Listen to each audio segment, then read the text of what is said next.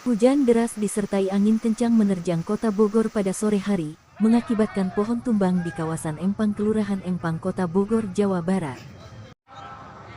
Pohon tumbang menimpa 2 unit mobil tepat berada di bawah pohon besar, yang berada di depan parkiran alun-alun Empang. Evakuasi dilakukan oleh tim dari BPBD dan Damkar Kota Bogor. Evakuasi berlangsung dengan cara memotong pohon, agar dapat bisa mengeluarkan mobil yang tertimpa pohon tumbang. 2 unit mobil ini mengalami kerusakan di bagian kaca depan dan belakang. Beruntung mobil di saat tertimpa pohon dalam keadaan kosong. Banyak warga yang penasaran ingin melihat kejadian ini, menjadikan situasi menjadi ramai.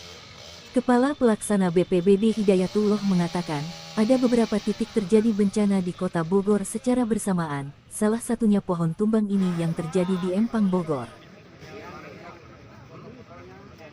Terjadi sekitar pukul 16.30 ya.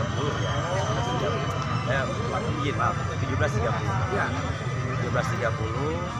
Ini di wilayah selatan ada beberapa titik yang sudah dapat laporan kami.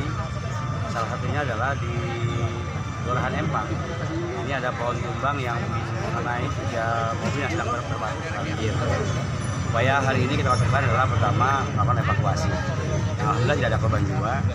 Tinggal nanti kita akan bantu juga proses untuk surat menyurat dalam rangka klaim asuransi.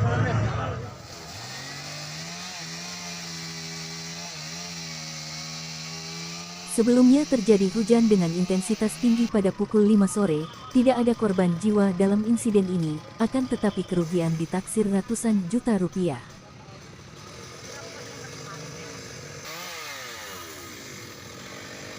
Tim Liputan Harian Bogor Raya melaporkan.